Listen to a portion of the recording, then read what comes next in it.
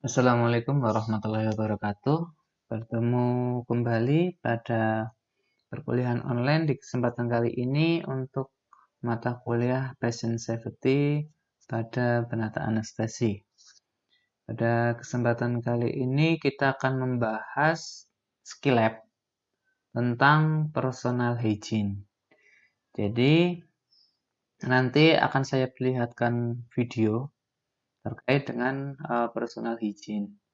Kemudian untuk tugas nanti silahkan kalian merangkum tentang personal hygiene.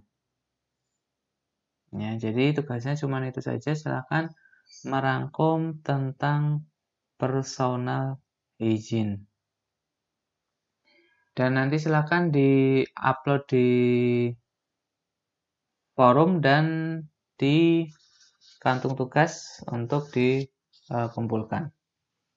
Kita mulai terkait dengan pemenuhan kebutuhan personal hygiene. Jadi personal hygiene ini sebenarnya banyak ya. Jadi karena membersihkan seluruh tubuh pasien ya, dari memandikan, kemudian membersihkan mulut, gigi, kuku ya, ataupun alat kelamin wanita dan laki-laki pada pasien yang ada di rumah sakit. Nah, banyak faktor ya pada klien atau pasien yang memerlukan bantuan untuk pemenuhan kebutuhan personal hygiene. Ya, karena ketidakmampuan ya untuk melakukan sendiri ya karena gangguan persarafan, misalkan pasien yang mengalami stroke. Ya, kemudian fungsi sistem muskular terganggu ya, misalkan fraktur ya, hambatan mobilitas fisik, kemudian kelemahan, keletihan ya pada pasien jantung misalnya. Nah, ini bisa terjadi sehingga perlu dilakukan personal hygiene supaya tetap bersih. Nah, pemeliharaan personal hygiene untuk kenyamanan, ya, keamanan dan rasa sejahtera pasien dalam upaya mencegah penyakit, ya, peningkatan kesehatan. Nah, sehingga peran perawat, ya, ini mempertahankan untuk membantu klien dalam pemeliharaan kebersihan kulit ya, seperti mandi ya, membersihkan mulut, gigi dan lain sebagainya. Kemudian sebelum melakukan tindakan, ini perawat harus melakukan persiapan untuk mengkaji ketidakmampuan klien ya, atau pasien untuk pemenuhan kebutuhan seperti kelemahan otot, ya, kekakuan sendi, ya, ada paralisis, ya, ada hemiparese. Nah, gangguan tingkat kesadaran, kenyamanan, dan kemampuan untuk mengikuti instruksi. Jadi, banyak pasien dipulangkan ke rumah ya masih perlu ya belum mampu melakukan pemenuhan kebutuhan personal hygiene secara mandiri dan masih perlu asuhan berkelanjutan. Maka perlu bagi kita untuk mengajarkan anggota keluarga apabila pasien sudah pulang ke rumah ya, tetapi tidak bisa melakukan aktivitas untuk kebersihan diri, maka anggota keluarga bisa melakukan atau membantu pasien. Nah, kemudian, bagaimana praktikum dari personal hygiene ini? Kompetensi khusus yang dilakukan, jadi setelah mempelajari personal hygiene, itu meliputi memandikan pasien ya di atas tempat tidur, ya, merawat mulut, gigi pasien, merawat kuku pasien, ya, merawat alat kelamin wanita dan merawat alat kelamin laki-laki. Ya. Nah, ini terkait dengan prinsip dasar memandikan. Ya. Untuk memandikan, mandi adalah suatu kegiatan yang dilakukan untuk pemenuhan kebutuhan personal hygiene dengan memandikan pasien. Ini kebutuhan setiap orang ya. Oke, saya kira sudah paham ya, mencakup ya bagian wajah, badan, ekstremitas, genitalia. Ya.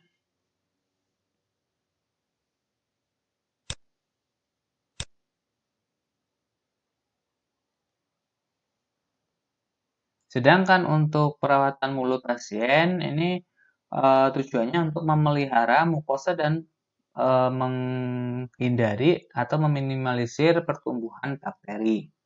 Ya, dengan cara membersihkan dengan kasa lembab atau menyikat dengan sikat. Ya.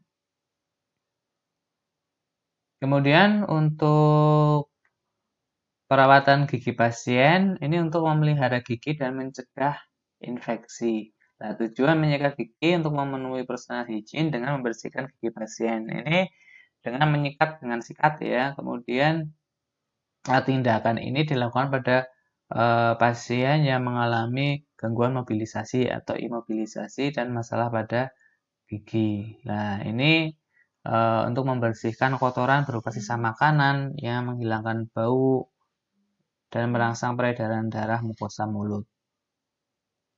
Kemudian untuk bagian kuku ya, untuk merawat kuku ini kadang menyebabkan ketidaknyamanan ya sampai menimbulkan nyeri pada saat merawat kuku.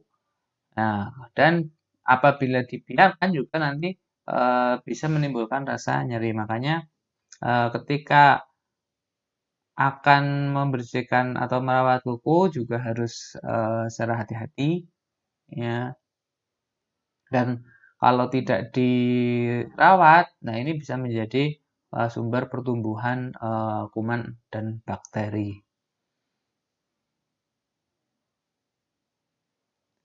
Kemudian untuk pembersihan genitalia wanita, ini pembersihan genitalia wanita kegiatan yang dilakukan untuk memenuhi kebutuhan personal hygiene dengan membersihkan sekitar area perineum.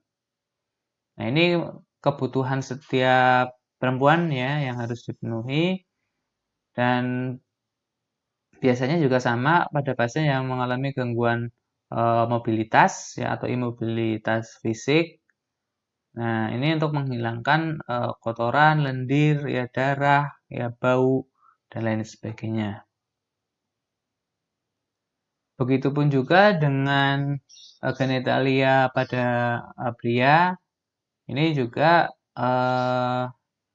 tujuannya sama dan area yang dibersihkan adalah di sekitar penis. Ya. Saya kira itu saja. Kita lanjut untuk videonya.